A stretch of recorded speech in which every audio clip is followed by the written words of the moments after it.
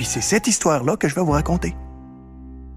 Ça a commencé, ça, autour des années 50. Jusque-là, la ville de Colbert était tissée assez serrée.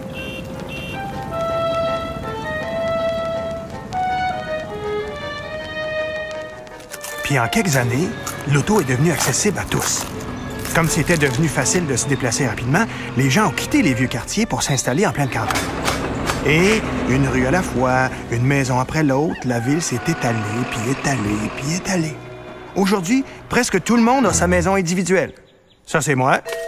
Ça, c'est Nancy, puis nos enfants, Nathan, puis Megan. Notre quartier est calme, propre, sécuritaire, puis surtout proche de la nature. Du moins, il l'était au début. On se vantait de notre nouvelle qualité de vie en oubliant qu'on bâtissait une ville dépendante de l'auto puis du pétrole.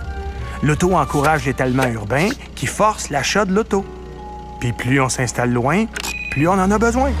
Moi, un petit peu plus que les autres. En plus, pensant à rendre la ville plus saine puis plus efficace, on a séparé les activités.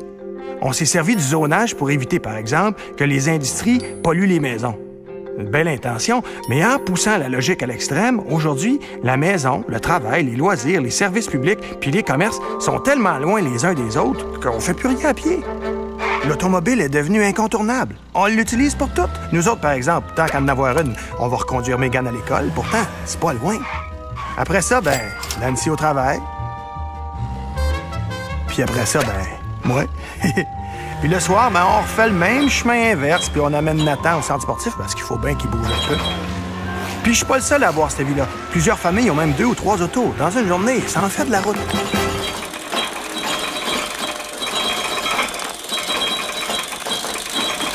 Avec autant d'autos, nécessairement, il y a de la congestion. Je sais de quoi je parle. On a essayé de régler le problème en ouvrant un gros boulevard contournant le centre-ville. Mais finalement, ça a empiré les choses. Les nouveaux quartiers résidentiels ont été créés à chaque bout. Avec le nouvel achalandage, les commerces sont poussés comme des champignons, ce qui a attiré encore plus d'autos. Si bien qu'en quelques années, la nouvelle route s'est retrouvée congestionnée, elle aussi. Et vu qu'on n'apprend pas vite, on a pensé que ce serait mieux avec une autoroute. On n'avait pas encore compris qu'offrir une nouvelle route rapide, c'était inciter à rouler plus, puis c'était pour recréer de la congestion. Au bout du compte, on s'en sort pas. Pour ceux qui n'ont pas d'auto, c'est pas plus facile. C'est elle, ma mère. Avec l'âge, elle peut plus conduire. Ils sont nombreux comme elle à pas avoir d'auto. Soit qui sont trop vieux, trop jeunes, trop pauvres ou qui en veulent pas. Les villes d'aujourd'hui leur sont souvent hostiles.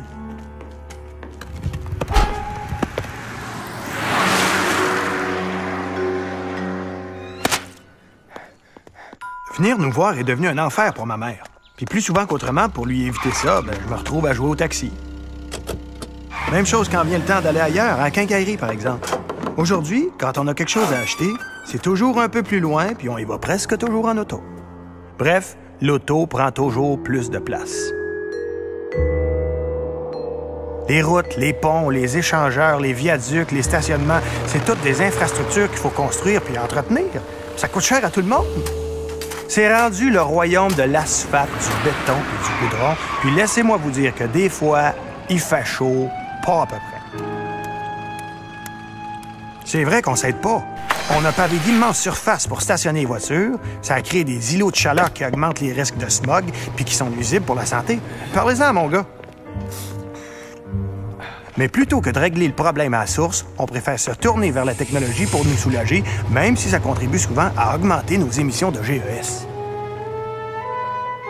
En réalité, on cherche tous à améliorer notre sort. Pour plusieurs, ça veut dire une plus grosse TV, une plus grande maison, une plus grande cour, une piscine, un spa. On s'est payé ça en se disant que c'était le meilleur des mondes. Après tout, il y avait de la place puis des ressources en masse. Maintenant, on le voit bien que tout ça, ça n'a pas juste des avantages. On aimerait minimiser notre impact, mais on se rend compte que des petits gestes, chacun de notre côté, ça suffit pas. Voilà. On avait une ville ordinaire avec des problèmes de toutes sortes, mais des problèmes qui contribuaient directement au changement climatique.